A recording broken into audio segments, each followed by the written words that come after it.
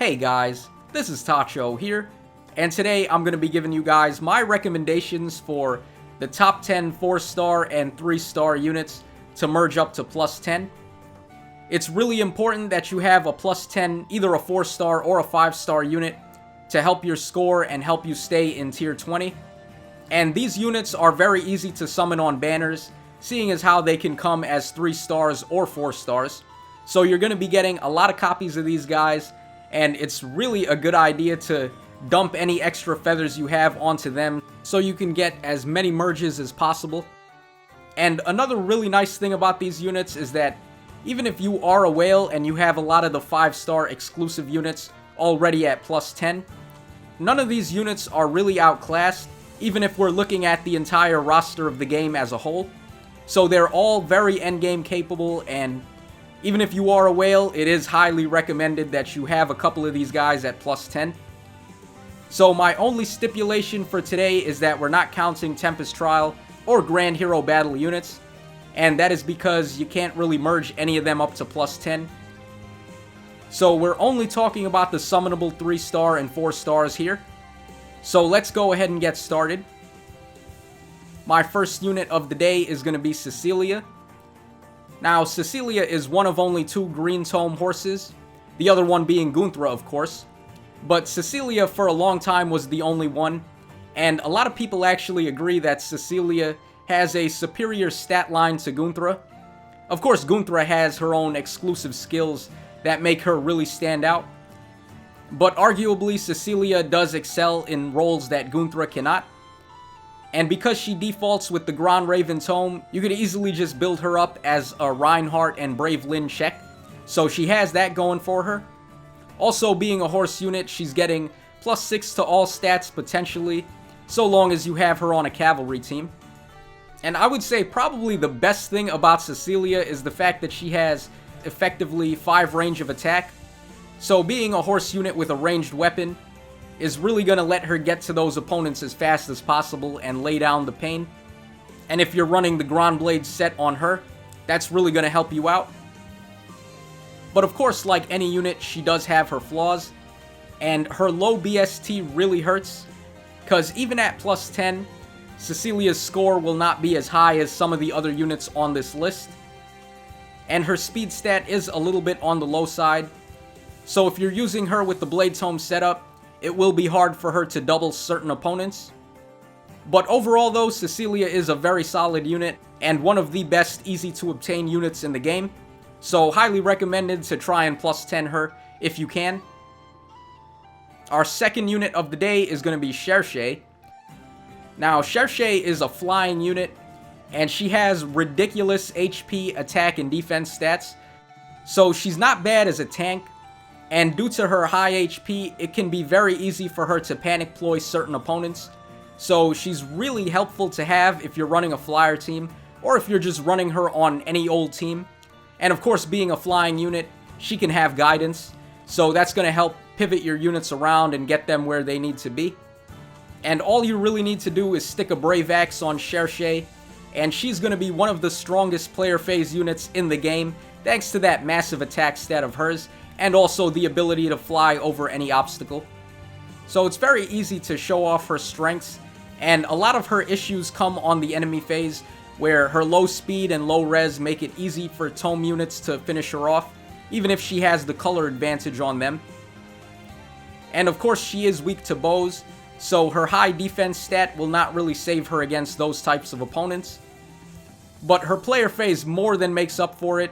Her high HP being able to panic ploy, and her flying utility being able to guidance your units or reposition them is going to be a godsend.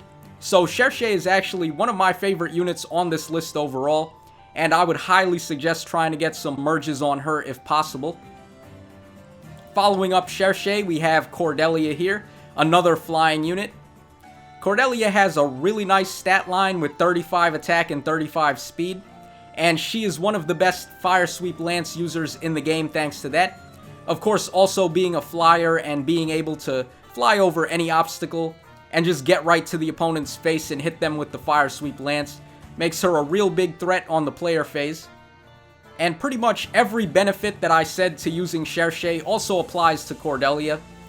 You can run her on a variety of different teams thanks to the flyer utility, and she will be able to guidance your units around or reposition them. So it's always a good thing to have Cordelia around. Just like Cherche, most of her weaknesses come on the enemy phase, where she's very susceptible to attacks, and she is weak to bows just like Cherche. So keep her away from those archers.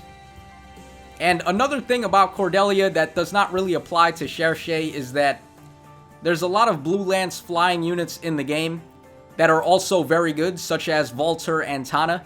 And Cordelia is competing for a very competitive slot there. There's also other flying Blue Lances like Est, which have the res utility for ploy skills. But overall though, Cordelia still holds her own with that really awesome 35 attack and speed, which makes her one of the best Blue Lance flyers in the game, despite how oversaturated the pool is for that type. Our next unit of the day is going to be Effie. Now, Effie being an armored unit has a very high base stat total, and having a plus 10 Effie for arena play is really going to help your score out a lot. Also, being an armored unit, Effie has access to Bold Fighter and Vengeful Fighter, two very broken armor skills that can make her a massive threat on either player's face. And Bold Fighter especially is pretty crazy on Effie, because just like Christmas Crom, she has 40 neutral attack, which is the highest neutral attack in the entire game. So you can just imagine how crazy Brave Lance Deathblow Effie is going to be when she has Bold Fighter in tow. Practically every unit is going to die if they get initiated on by that Effie build. So pretty crazy stuff. And of course you can also run Armor March on her, or on an ally to give her that 2-range movement, and also allow her to ignore forest tiles. But in general though, Effie is only going to have 1 range of movement, which can be tough to play around in some cases if you're having trouble getting her out of the way or getting her in the way to bait an opponent. So make sure that if you're going to go ahead and use Effie, you have a couple of ways to help fix her low movement, such as with a dancer or a flying unit with reposition and guidance, just to make sure she doesn't clog up the lane too bad. Another problem with Effie is that she has really low speed, and that's going to make it very easy for her foes to double attack her. But of course, Effie does default with Wary Fighter, so if you run that on her, she's going to prevent foes from getting double attacks. So it is one way you can fix that problem. But I guess you could say the main issue right now to using armored units like Effie is the fact that armor-effective weapons like the Hammer weapon and Armor Smasher and also Micaiah's Thani are becoming very, very popular in high arena tier play. So you're going to have to be very careful if you're trying to bait an opponent and they have a weapon that can deal effective damage to your Effie. So be very careful of that. But when everything is said and done, Effie is one of the best units in the game, especially since she's a 4-star summonable unit, and it's not that hard to get her to plus 10 if you summon her often. Coming in at the halfway mark, we have Fa here. A unit that a lot of people would prefer to call Faye, but you guys know the deal. She is Fa to me. She's always going to be Fa in my eyes, seeing as how I played Sword of Seals first, and her name is Fa in that game. But really, what needs to be said about Fa? She is a fantastic unit, being a dragon with that inflated infantry base stat total. She's phenomenal on the enemy phase with skills like Steady Breath and Quick Repost to allow her to double attack foes and charge up to Aether really quickly. Her high HP makes her a great choice for Panic Ploy and Infantry Pulse. And now that we have Myrrh in the game, and we have access to Hone Dragons, Fa can get buffed to +6 in every single stat, which is nothing to laugh at, especially since that high HP makes it very difficult to Panic Ploy her. So Fa can definitely hold her own with the best of them, but she does of course have flaws like anyone else, and her double weakness to Falchion, being the fact that it has type effectiveness on her, as well as the color advantage, does make it very hard for her to deal with those units, since they can pretty much one-shot her. So be very careful of that with Fa. Try to keep her away from those Lucinas and those Marths. And lastly, she does have low speed, so having her initiate on foes can be a problem if you're not investing in her speed stat. So any enemy phase Fa build is going to have a really weak player phase and vice versa. But of course, Fa's enemy phase is so powerful that it really doesn't matter that much that her player phase is weak. Coming in at number 6, we have Nino, everybody's favorite mage because she just loves to do her best. And Nino has been doing her best pretty much since day 1, because she still remains one of the best green mages in the entire game. She has very nice speed for a Blade Tome unit at 36, and that's going to allow her to get a lot of doubles against a lot of key opponents. So she's really going to pile on the damage with that Blade Tome very fast. And having a plus 10 Nino is also very good for clearing in-game events like Grand Hero Battles, Tempest Trials, Chain Challenges, and all other sorts of in-game content. So even outside of arena play, Nino is one of the best. And another big advantage to Nino is the fact that being a green tome unit, she can be built to counter both Brave Lyn and Reinhardt if you stick the Raven Tome on her. So always a plus. But Nino of course does have her flaws. She has very low defense and HP, so it's easy for foes to panic ploy her and reverse her Blade Tome buffs. And she really cannot afford to take a hit, especially from melee opponents. So be very cautious of that. Also, her low base stat total does make it hard for her to score as high as some of these other units. But if you choose to go ahead and merge her up to plus 10, she will still be able to score quite a bit for you. So overall, not bad. Nino is definitely holding her own, despite being a day 1 unit. Our next unit on the list is going to be Nowi. Nowi is one of the best units in the game, bar none. Just straight up, she is so hard to deal with, especially if you do not have a green unit. And there's really not that many good green units in the game compared to the other colors. So Nowi has the perfect color for a dragon unit, which also gives her the edge against Falchion units, seeing as how she has the color advantage against them. So that's one of the major weaknesses to dragon units already being dealt with by Nowi. And just like Fa, she has a very good base stat total and very high HP for an infantry unit. So that makes her a solid pick for either Panic Ploy or Infantry Pulse. And her enemy phase is super solid. It doesn't take a lot of investment to make her able to deal with both Brave Lyn and Reinhardt. So that's definitely a plus. And being a blue unit that can deal with Reinhardt is all the better. So you're not really being forced to use a green unit like you normally would. But again, like all the other dragons pretty much, her speed is not the best. So it is hard for her to get double attacks unless you heavily invest in her speed stat. And of course, if you do that, her enemy phase is not going to be as spectacular. So keep that in mind. And even though being a blue unit gives her a really nice edge against the Falchion, it also gives her a double weakness to the Naga Tomes. So units like Julia and Deidre can really do a ton of damage to Nowi. So make extra sure that you're cautious when you're fighting those two opponents.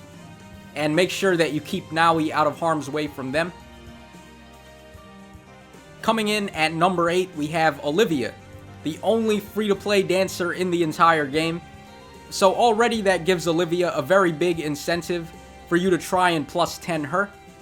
Dancers are so helpful to have in this game, not just for arena play, but also for in-game events like Tempest Trials and Grand Hero Battles.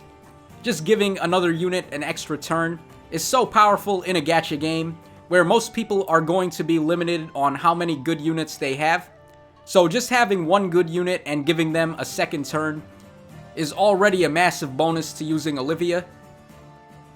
And luckily for Olivia, she is a sword unit, so she can have the Wodao weapon, which grants plus 10 damage when initiating a special attack.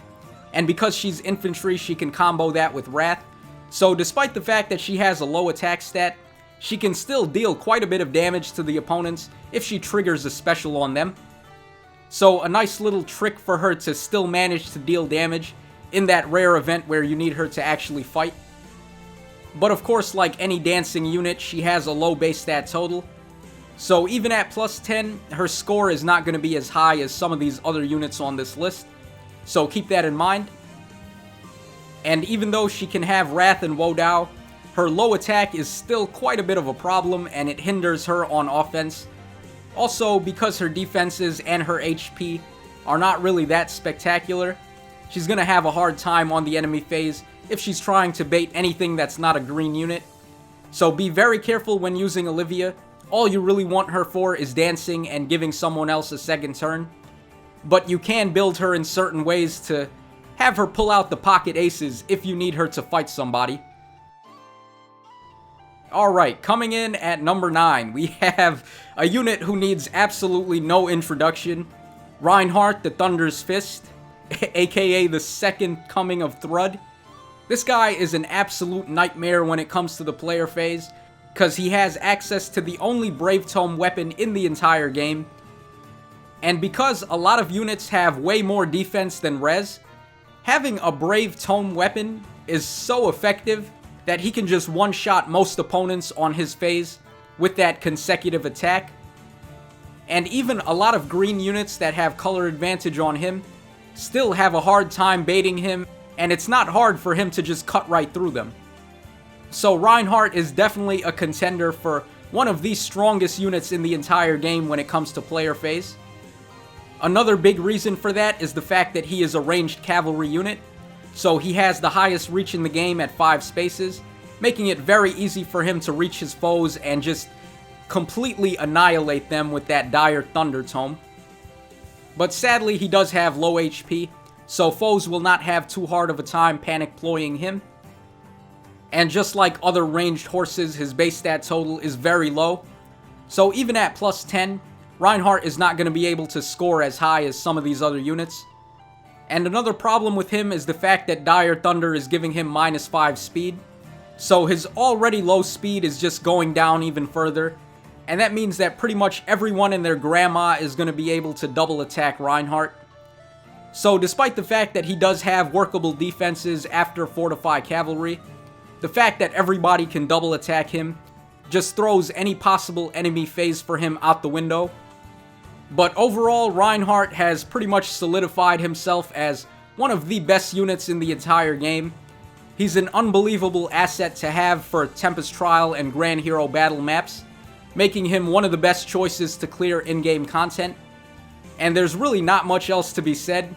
You guys already know the deal. Reinhardt is a spectacular unit.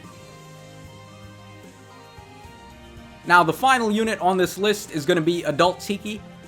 Just like all the other dragon units on this list, Tiki is going to have a very powerful enemy phase when you give her Quick Repost, Steady Breath, and Aether.